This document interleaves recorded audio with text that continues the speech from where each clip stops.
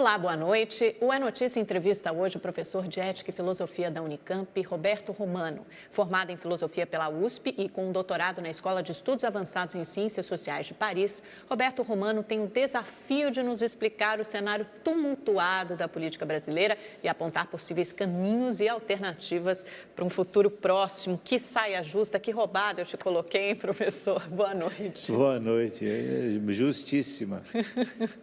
Seja muito bem-vindo, é um prazer tê-lo conosco novamente na Notícia. Professor, será que a gente caminha para ter o terceiro presidente em 3 anos ou o senhor ainda acha que é um cenário aberto e imprevisível? Não, eu não tenho certeza que nós caminhamos para o terceiro presidente, mas o segundo presidente está enfrentando uma crise que eu acho inédita em termos do cargo, né? Desde do mar de lama de Getúlio Vargas, eu nunca vi um presidente tão acuado no palácio quanto Michel Temer. Mais do que a Dilma, o senhor acha? Mais, Por quê? mais Em que porque a sentido? Dilma tinha o apoio dos seus correligionários. Não era unânime, mas ela tinha. E, no caso de Michel Temer, nem o seu partido lhe está dando solidariedade plena. Então, é uma situação muito complicada. E nesse cenário, a gente tem ouvido muita conversa nos últimos dias sobre a tentativa de lançar Rodrigo Maia como sucessor de Temer. E o Rodrigo tem aquela postura mais discreta, de jogar parado, como se diz no jargão futebolístico. O senhor acha que isso tem chance de prosperar, esse jogo, essa disputa política? Olha, existem forças que desejam, de fato, essa mudança na presidência, que o presidente da Câmara assuma a presidência da República, com a esperança desses setores de que ele manterá o programa das chamadas reformas, reforma trabalhista, da Previdência, enfim, a doutrina macroeconômica que está dominando com Henrique Meirelles. Então, essa é uma possibilidade.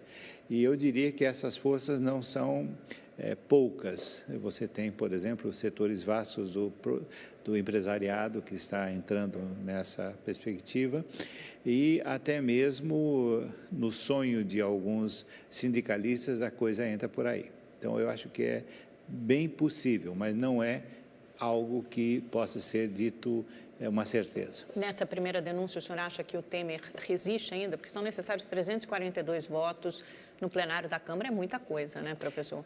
É bastante. Eu acho que justamente esse é o ponto a que eu me referia. Ele está, de certo modo, refém do Congresso Nacional.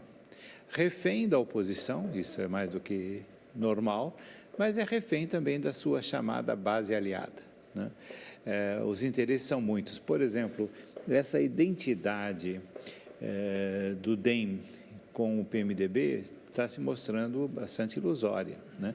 Como, aliás, o antigo PFL tinha uma identidade muito complicada com o PSDB. Não sei se você se lembra. Sim, porque eram aliados, né? Foram durante o governo Fernando Henrique Cardoso. Exatamente. E havia uma disputa para ver quem controlava o Congresso naquela época. E, embora o DEM tenha se desidratado muito, ele ainda é um partido com possibilidades. Então, é interessante analisar essa questão sob diversos aspectos, até mesmo essa do ressurgimento do DEM, que é o que o senhor mencionou agora, né? Era o PFL, que depois se transformou em DEM, era um partido grande, era o principal aliado no governo Fernando Henrique Cardoso, depois foi encolhendo, foi desidratando, aí a gente teve o PSD, criado pelo Gilberto Kassab, que virou uma costela do DEM, aí o partido foi encolhendo ainda mais, e agora a gente tem uma espécie de renascimento, de ressurgimento do DEM, né? Como é que o senhor coloca isso? Que é um partido considerado de direita, que talvez faça muito sentido nesse momento em que vivemos. Né? Faz todo sentido, porque veja, o PMDB é uma federação de oligarcas e uma federação de tendências também que vão da posição liberal até mesmo alguns setores que seriam social-democratas, que não foram para o PSDB nem para o PT por motivos puramente eleitorais, né? Mas o DEM não, ele foi fortemente de direita e a sua origem, a Arena, mostra bem, né, de onde ele veio. E a sua doutrina é muito aberta para todas essas novidades do mercado financeiro, né, esse domínio das finanças sobre a economia e sobre a sociedade, que favorecem esse momento da crise econômica mundial e a brasileira, né? Então, me parece que é o partido certo com a receita certa para um programa certo de direita. Numa eleição indireta, né? Porque dificilmente uma pauta conservadora como essa do mercado, que impõe reforma da Previdência, reforma trabalhista, reforma tributária, passaria numa eleição direta. É evidente, veja, aí nem mesmo, veja, o único partido que tem alguma possibilidade de atender a essa tendência do eleitorado para a esquerda é o Partido dos Trabalhadores, né? Que está também sofrendo uma crise muito grande. Mas talvez isso mude na atual conjuntura, no atual cenário. A gente vai discutir isso daqui a pouco. Professor, antes eu queria debater um pouco com o senhor essa cisão que acontece. O senhor falou um pouco de DEM como aliado do PMDB de primeira hora nesse contexto do governo Michel Temer. Quando acontece uma cisão, um racha no mesmo grupo político, na base aliada, porque na da Dilma a gente foi vendo o PT e os partidos de esquerda ficando cada vez mais isolados, o PMDB saiu, deixou o principal aliado e o presidente Temer começou a trabalhar ativamente para ocupar o lugar de Dilma Rousseff. E agora a gente vê que não, a gente vê que é o mesmo grupo político e se eventualmente o Maia for alçado ao posto mais importante da República, vai haver uma cisão, vai haver uma divisão. Quais serão as consequências, quais serão os efeitos? As consequências é isso que me preocupa muito, porque esses setores, inclusive empresariais, apostam na chegada de Rodrigo Maia à presidência como uma solução de governabilidade. Não haverá isso. Por que não? Porque, veja, ele não terá o apoio unânime do Congresso. Dessa base aliada, né, que apoiava o Michel Temer, que chegaria até quase 400 deputados, né, uma base imensa. Exatamente. E, veja, ele agora representa um partido minoritário. Então, ele não é nem aquele líder de um partido hegemônico. Como o PMDB, que é o maior partido, que é o maior partido do Congresso. Aliás, o maior partido do Congresso e um dos maiores em termos de presença municipal. Exatamente. E isso para 2018 conta muito. Muito. Né? As pessoas muitas vezes começam a discutir o papel dos partidos nas instituições de Brasília. Mas o PMDB é aquele partido que, desde a época da ditadura, espraiou-se pelo interior. Né? Tem muita capilaridade. Muita por isso capilaridade. Sempre, e essa é a essência da sua força. Coisa que o DEM, o PFL, tinha em parte, mas era garantido pela mão de ferro da ditadura. Né? Quando deixou de existir essa proteção da mão militar, né, ele começou a sua desidratação. Né? Agora, no caso dos outros partidos, para 2018, me desculpe estar avançando, eles não terão essa base. Né? Então, isso vai trazer muitos problemas para o possível, talvez, quem sabe, presidente Rodrigo Maia. E outro ponto importante, queria voltar um pouquinho, mas o senhor acha que, por exemplo, agora avançando também no tempo, na possibilidade, se o Rodrigo Maia eventualmente chegar à presidência da República, o senhor acha que ele teria a base para aprovar as reformas necessárias? A reforma da Previdência, mesmo que seja uma reforma mais enxuta, diminuta? Não teria, porque, veja, esse é o ponto. Esse setor empresarial, esse setor financeiro, né, ainda não tem uma presença maciça em termos políticos, tanto que ele usa das bancadas do Congresso para defender os seus interesses. Né? Essas forças que querem retirar Michel Temer da presidência não têm uma representação política coesa. Então, isso vai trazer problemas. Mas é quase hegemônica hoje no Congresso, né? Ou pelo menos é hegemônico nesse grupo de deputados mais de centro-direita ou mais liberais que hoje parecem ser maioria. Agora, veja, com essa campanha do Ministério Público, da Polícia Federal, essa parte mais, digamos, complicada do empresariado está já ameaçada, né? Você tem já notícias bastante graves de delações, por exemplo, do Antônio Pallotti sobre o sistema bancário. Né? Isso vai acontecer. Isso não vai acontecer daqui a 10 anos, vai acontecer daqui a 1 ano no máximo. E aí, então, bombas outras aparecerão no colo do presidente, seja ele Temer, seja Rodrigo Maia, ou inclusive dessa chamada base aliada, né? O que muda com Maia no poder? Porque parece que só troca quem senta na cadeira do Planalto. O grupo político continua sendo o mesmo, talvez menor, né? Mais dividido.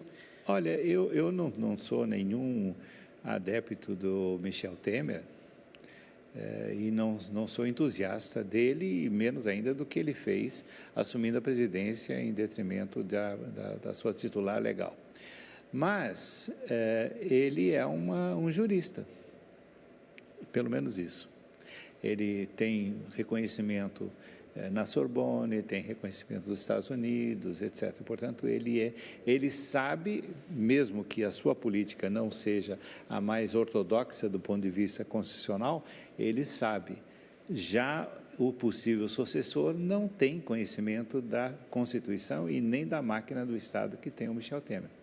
E aí as coisas podem piorar, porque uma pessoa voluntariosa de um partido minoritário, essa história nós já conhecemos, chama-se Fernando Collor de Mello. O senhor acha que o Maia poderia ser uma espécie de Fernando Collor até 2018? Com muita probabilidade. Então, estamos mais bem servidos com Temer do que com Maia? É isso que o senhor está falando, no fundo? Não, eu acho que é uma situação extremamente... Eu não diria que é uma escolha de Sofia, mas eu acho que é uma situação em que aquilo que Maquiavel nos alertaria, né, é a necessitar, né? Você tem a fortuna e você tem a necessitar, que são praticamente as mesmas coisas, né? O que aconteceu? O carro da máquina do Estado brasileiro descarrilhou, né? Tanto é verdade que você não tem nenhum trato republicano e federativo entre os três poderes, cada um bate a cabeça do seu lado, né? Você tem os poderes se fragmentando, a presidência se fragmentando, o Congresso fragmentado já há bom tempo e a justiça fragmentada. Veja, o que está ocorrendo hoje no STF é de preocupar qualquer cidadão, porque o que nós estamos vendo é o aparecimento de facções dentro do STF, né? E essas facções se digladiando no segredo.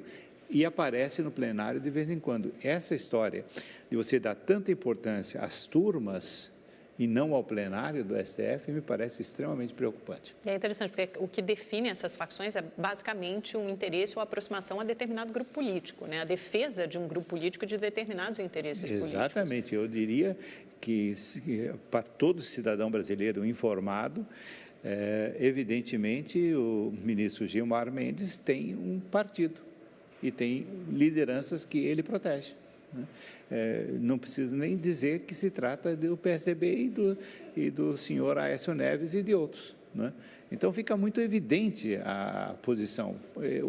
O ministro Gilmar Mendes disse recentemente que ele não se sentia desconfortável e que não era errado ele jantar com o Aécio Neves, que é um possível réu. Isso é uma confissão de facciosismo. Agora, professora, como é que fica o Ministério Público? Já que a gente está falando de justiça, a gente falou dos três poderes, o Ministério Público Federal que tem tido uma atuação cada vez mais importante e de protagonista mesmo na cena política brasileira. Esse é um drama muito grande, é um drama que já nós assistimos o começo com a Operação Mãos Limpas na Itália e que nós vemos uma repetição do segundo capítulo aqui no Brasil.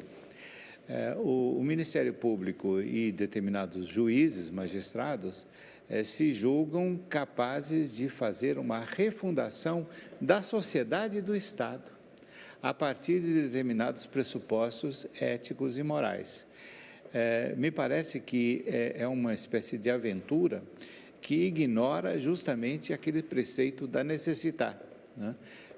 É como se eles tentassem fazer uma ação que é eminentemente política através dos mecanismos e das técnicas que eles têm, que é jurídica. Então, evidentemente, eles não vão conseguir isso, evidentemente, eles terão reveses graves e muita injustiça será cometida por eles nesse itinerário. Eu estou ficando preocupada com essa sua análise, professor, porque parece que nada está funcionando. A gente está diante o quê? De um colapso institucional, porque o senhor falou que o Congresso, quer dizer, o Poder Legislativo está em frangalhos, o Poder Executivo, o Judiciário está cindido, repleto de facções, e o Ministério Público nessa sanha messiânica, salvacionista. Veja, Amanda, é preciso ter uma noção da ideia de crise, da realidade de crise. Quando você tem uma crise, isso é um ensinamento que vem lá dos médicos hipocráticos, no período grego, né? Você tem uma crise, você tem um abalo de todo o sistema. Não é apenas um setor. É o organismo todo que está enfraquecido e que está lutando. Ele está lutando para não morrer e para sobreviver. Então, você tem dois aspectos. Uma coisa é você lutar para não morrer, outra coisa é você lutar para sobreviver. No caso do organismo, eu sou bastante avesso a essas metáforas médicas, mas no caso do organismo social e político brasileiro, nós estamos nesse momento de crise. E essa crise é geral. E, portanto, é preciso que nós tenhamos consciência da amplitude e da profundidade da crise. Não bastam soluções como mesinhas caseiras, chazinhos de erva doce, etc. As soluções devem ser profundas e amplas. Por exemplo, enquanto você não enfrentar positivamente, com medidas sérias, a falsa federalização brasileira, você vai ter crise. E crise cada vez pior. Por quê? Porque essa falsa federalização concentra na mão do poder central recursos que são retirados do município, o que leva necessariamente à corrupção, né? Então, e leva ao descontentamento geral. A tal da reforma política, você faz uma série de propostas de mudança política e eleitoral, mas você esquece que a máquina que vai colocar em movimento qualquer medida é o partido político. E o partido político brasileiro não existe. Quando existe, ele é o quê? Ele é propriedade de um grupo oligárquico, que é o caso do PMDB, ou até de indivíduos, como vários partidos políticos pequenos, o caso do Gilberto Kassab, o caso do PTB, né? Veja, é uma estrutura muito verticalizada, né? Verticalizada, antidemocrática. Você não conhece nenhum partido político. O Partido dos Trabalhadores era dos últimos que ouvia os seus militantes em decisões como, por exemplo, indicação de candidaturas. Hoje não é bem mais assim, né? Então, se você não tiver uma mudança interna e democrática dentro dos partidos políticos, evidentemente você não resolve. Então, a situação de crise precisa ter um diagnóstico tão realista que não seja pessimista, né? E olha, professor, o que me chama a atenção é que o seu diagnóstico, a sua receita para curar essa doença é completamente diferente, por exemplo, da receita da Justiça e do Ministério Público, que é fazer essa limpeza geral na política, colocar todo mundo na cadeia, né? Todos os movimentos de corrupção, como se essa limpeza da sociedade brasileira fosse se transformar ou fosse trazer algo necessariamente melhor. O que o senhor está falando é totalmente ao contrário. Aliás, são questões que são muito pouco discutidas ou nada discutidas no Congresso hoje, sequer estão na pauta de prioridades, né? Exatamente. Veja, eu tenho muito receio dessa técnica da cirurgia, né? Então, para extirpar o tumor, né? Você acaba matando o paciente. Exatamente. Essa técnica foi utilizada na Grécia Antiga. O resultado foi que acabou a democracia por causa dessa técnica. Veja, você tinha o exílio, né, daqueles que eram considerados os péssimos cidadãos, né? Você tinha uma série de leis. Olha, a Grécia nos legou a democracia, mas nos legou também coisas terríveis. Há uma lei na Grécia democrática chamada Lei da Atimia. Até hoje, os historiadores do direito dizem que é a pior coisa que aconteceu no gênero humano.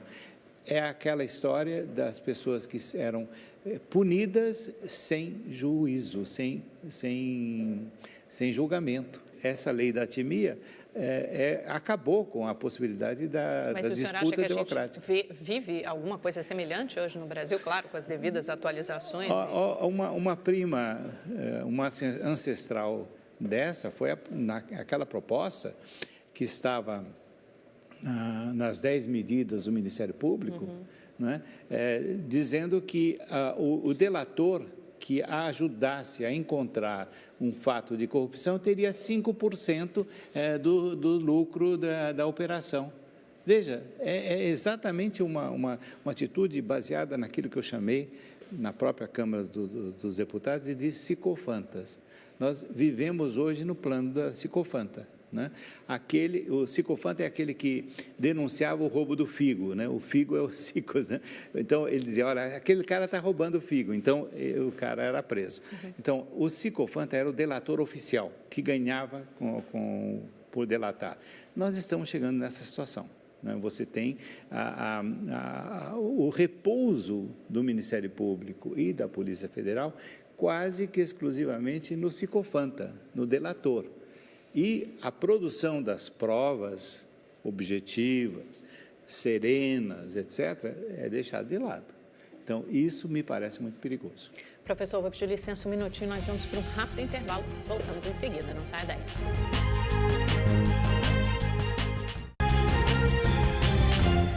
Olá, estamos de volta com o professor Roberto Romano, professor de Ética e Filosofia da Unicamp.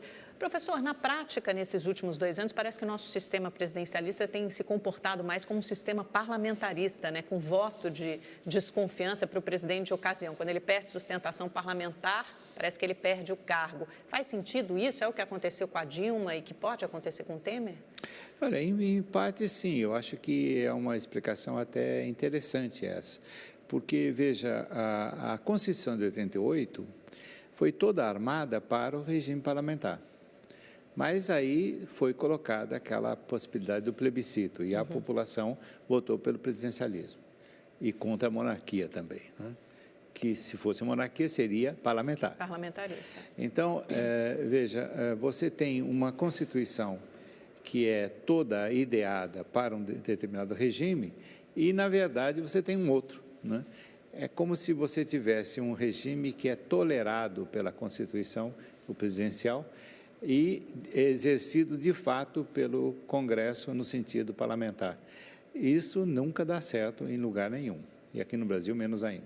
Porque o Temer insiste em repetir, né, que ele governa com o Congresso e que, de certa forma, é uma presidência parlamentarista, mas ele pode acabar se tornando refém disso, né, se a base dele se dilacerar e acabar votando para derrubá-lo. Olha, eu diria que os nossos presidentes da República, desde 88, são reféns do Congresso. São reféns.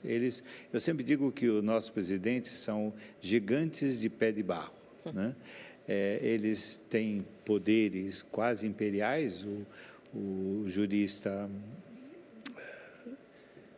Comparato tem essa tese, né, de que nós sim, no Brasil, podemos falar de um presidencialismo imperial, não os Estados Unidos, mas, na verdade, esse apoio do Congresso tem que ser sempre renovado, comprado. Né, a gente sabe nos termos que esse apoio se dá. E os termos são terríveis. Não por acaso, no período Sarney, e depois, no período Fernando Henrique Cardoso, você teve o primeiro centrão, o proto-centrão, liderado por Roberto Cardoso Alves, que inventou a história do é dando que se recebe. No jogo político, nós analisamos o Congresso, os partidos, os candidatos, o poder executivo, até mesmo a justiça, mas nós esquecemos essa ossatura do Estado, que é a burocracia, né? E ela pode definir rumos, porque ela tem uma coisa que é muito interessante, que também é batizada por Weber como o segredo do cargo. Né? Qualquer iniciativa do parlamento, ou do executivo, ou mesmo da justiça, que ignore o segredo do cargo, esquece que um processo vai para a gaveta. E ali permanece até se tornar inefetivo. Então, esse é um ponto que nós precisaremos voltar a discutir no Brasil. A gente vê o que aconteceu na França, por exemplo, com a eleição do Macron, né, que era uma novidade na política, apesar de já ter sido ministro da Fazenda, do François Hollande, criou um novo partido, um novo movimento, né, uma marcha em um ano, conseguiu consolidar aquilo, se elegeu muito bem no segundo turno e ainda elegeu, sei lá, 2/3 do parlamento para apoiá-lo. De novos políticos, de muitas mulheres na política, o senhor vê alguma coisa semelhante? Esse é um caminho, é uma possibilidade no Brasil, ou o senhor não vê isso acontecendo em 2018, por exemplo? Eu não vejo em curto prazo uma possibilidade semelhante, né? Eu não vejo nenhum movimento social e nenhum movimento dentro do próprio Estado que traga uma visão, digamos, no mínimo equidistante das antigas ideologias da extrema-direita e da extrema-esquerda. Pelo contrário, eu vejo que o que sobra no Brasil é a possibilidade da esquerda e a possibilidade cada vez mais preocupante, no meu entender, da extrema-direita, né? Então, esse antagonismo assim tão pronunciado tira a possibilidade da via média, porque a via média no Brasil era desenvolvida por quem? É desenvolvida pelo PMDB, pelo PSDB, etc. E essa via média está no olho do furacão, na crise. No olho do furacão, está perdendo possibilidade eleitoral. Quando eu disse que o PMDB era aquele partido que tinha essa capilaridade enorme, isso pode também ser questionado. É importante isso. Quem perde, quem ganha na atual conjuntura? Eu acho que principalmente tendo em vista 2018. Perdemos todos, em primeiro lugar. Esse é o primeiro ponto. O segundo ponto, perde a democracia. Em terceiro ponto, ganha aquele indivíduo ou aquele grupo que conseguir capitalizar essa desesperança e esse sofrimento da população. Não é coisa pouca você ter 14 milhões de desempregados. Não é coisa pouca você ter essa violência que mata cada vez mais do que em muitas guerras, né? Não é coisa pouca você ter essa desestruturação partidária, né? Enfim, você tem uma espécie de caminho de pedra, né, que está totalmente semeado de espinhos. Não vejo a pinguela que o senhor Fernando Henrique, né, é uma pinguela muito escorregadia, é sabão, né? Então, o que nós precisaríamos ter, né, nessa perspectiva é estadistas, e estadistas não temos. Estão em falta, né? Não Isso temos. A gente sabe. Aliás, no mundo inteiro, veja, Trump, Putin, né, o próprio Macron. Então, são o senhor vê com reserva? Não é que eu vejo com reserva, eu vejo como resultado da crise geral do Estado. Esse é um ponto. O segundo ponto é que a população do planeta se urbanizou.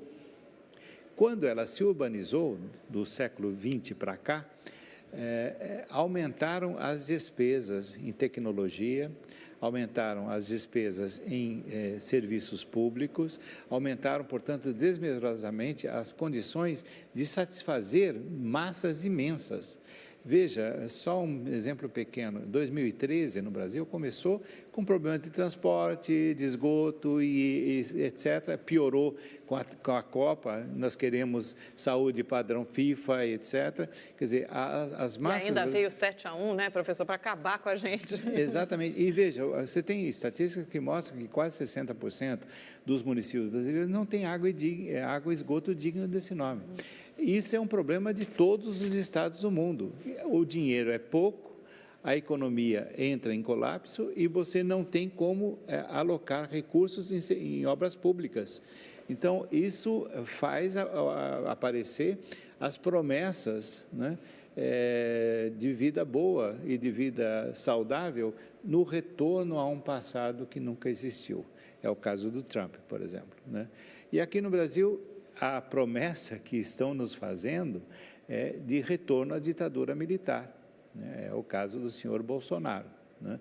Isso deve preocupar muito as pessoas. E é interessante isso porque a tese de alguns apoiadores do governo é justamente essa, que se o Temer for alijado, enfim, cair do poder, isso alimenta, e a atual crise só alimenta os setores de extrema esquerda e também de extrema direita. E a gente tem como as principais figuras aí o Lula, que acho que nem seria de extrema esquerda, mas foi caminhando mais para a esquerda necessariamente agora nesses últimos anos, e o Bolsonaro.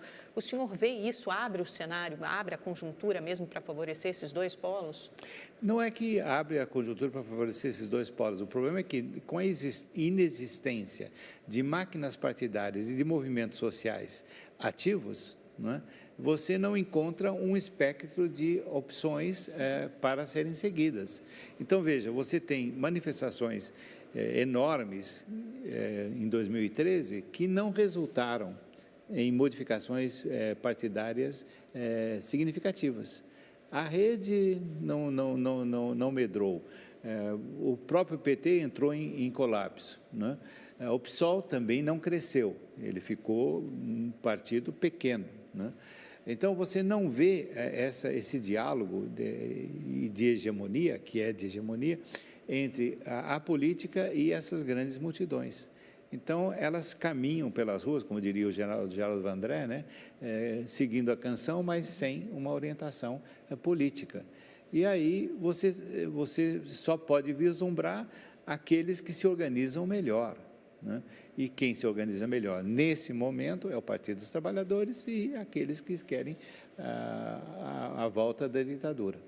O senhor vê como as duas grandes forças políticas em 2018, hoje, né, nesse atual momento. Infelizmente, esse é o caminho. Quer dizer, eu não vejo uma proposta que pudesse resultar num Macron ou num brasileiro. Seria mais uma coisa de centro, né?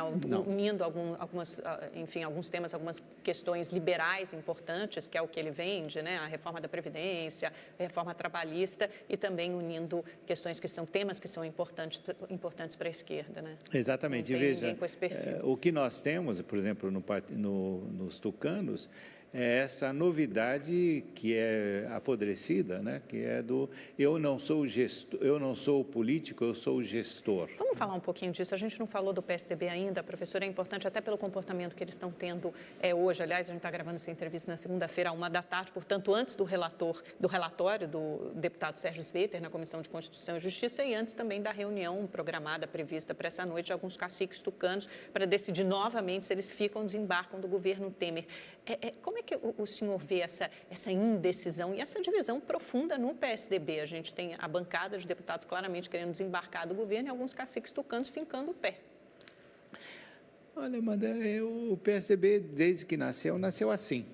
Então, né? Nada mudou, eu nasci tudo assim, certo. eu fui assim, Gabriela, né? Quer dizer, é isso, é o partido Gabriela. Conforme. Inclusive essa novela, né? Os caciques se reúnem, né, no Leopoldo e decidem quem vai ser o presidente da República. Essa é a história da política do PSDB, né? Você, de vez em quando, tem uma liderança alçada ao nível nacional, mas boa parte delas no plano regional. E a divisão interna deles é terrível. Veja, quando Alckmin e Serra foram candidatos à presidência da República, o senhor Aécio Neves se juntou ao Lula e à Dilma, Lulécio e Dilmásia. É verdade, exatamente. Então, você tem aí um partido que é partido, no pior sentido da palavra, não é um partido que é uma porção, né? E os interesses são diversos, né? Então, veja, o senhor Aloysio, que é o ministro das Relações Exteriores, não quer desembarcar do governo. O senhor Embaçaí não quer desembarcar do governo, mas o senhor Fernando Henrique, ora quer, ora não quer. O senhor Alckmin diz que só depois das reformas que vai desembarcar. O senhor, esse prefeito de São Paulo, que é gestor, Dória, diz tem o mesmo discurso que o Alckmin. Então, onde foi parar a doutrina social-democrata que supostamente estava na base desse partido? Porque esse é o ponto, né? Eles estavam ligados inicialmente à social-democracia francesa e alemã, né? Onde estão eles? Onde estão essas ideias? E com essa indecisão, com essa indefinição, como é que chega o PSDB a 2018 e quem pode ser o candidato nessas condições, Alckmin ou Dória? O Alckmin tem condições eleitorais no Centro-Sul, né? Ele sempre teve uma boa condição eleitoral. O senhor Dória tem imitadores no Brasil inteiro, mas isso não lhe traz força política nacional, né? Evidentemente, Aécio está fora do jogo, pelas circunstâncias todas. Não há mais candidatos viáveis, né, do PSDB à presidência da República. E aí é outro problema. Também vai diminuir muito o seu aporte ao Congresso Nacional. Então, esse é um ponto, isso está mais do que evidente. Pelas pesquisas de opinião, nós vemos que a coisa está caminhando nessa linha. E aí entra naquela seara do esgotamento do centro político. Exatamente, né? E aí reforça o lado hierárquico, o vertical. Exatamente. Então, você se apega ao palácio para não ter que conquistar as massas. Aliás, Fernando Henrique Cardoso, num artigo que eu acho muito interessante, há uns 3 anos atrás, se não me engano, ele recomendava fortemente que o PSDB abrisse suas portas para o povo e fosse ao povo. Né? Até hoje ele não foi atendido. E até talvez ele tenha esquecido esse seu próprio conselho. E é interessante também, professor, que agora o senhor está falando e a gente pensa que nos últimos 2 presidentes, né, quando trocou a Dilma pelo Temer, agora possivelmente o Temer pelo Maia, a população fica completamente alijada desse processo. A população foi às urnas em 2014 para eleger a Dilma Rousseff. Teve o Temer 1 ano e meio depois, pode ter um segundo presidente 3 anos depois e está completamente alheia a esse processo. São os representantes que não a representam, que a sociedade sente que não a representa, que elege os presidentes brasileiros. Eu não diria, Amanda, que ela está alheia, ela está alienada, ela está posta fora. Né? Veja, esse é um ponto que me preocupa muito. O descompasso entre a proclamação da federação, da república, etc., e a realidade. Né? Se você tivesse, de fato, uma república democrática, você teria a soberania popular como primeiro passo, como primeiro elemento. Né? Aqui no Brasil, não, né? Aqui o último a ser ouvido Ela tem sido desrespeitada sistematicamente. Sistematicamente, né? E, às vezes, até com ímpetos de posição que eu diria que é pior do que aristocrática, eu diria que é oligárquica mesmo, né? O povo, né, os leigos, isso aí a gente escuta no Supremo Tribunal Federal a cada passo. Os leigos não entendem nada da Constituição, mas a Constituição é do povo. Esse é um ponto, não se trata de sair à rua perguntando o que o povo acha da interpretação da Constituição, mas a Constituição é assunto do povo, não é assunto dos senhores ministros, eles não são proprietários. Professor, vamos para o nosso pinga-fogo para encerrar a entrevista, já está terminando o tempo. Sérgio Moro.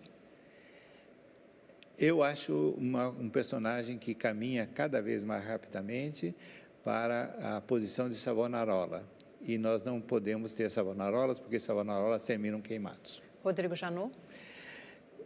Também é um auxiliar dessa linha de purificação do mundo, esquecendo os direitos e os deveres. Rodrigo Maia?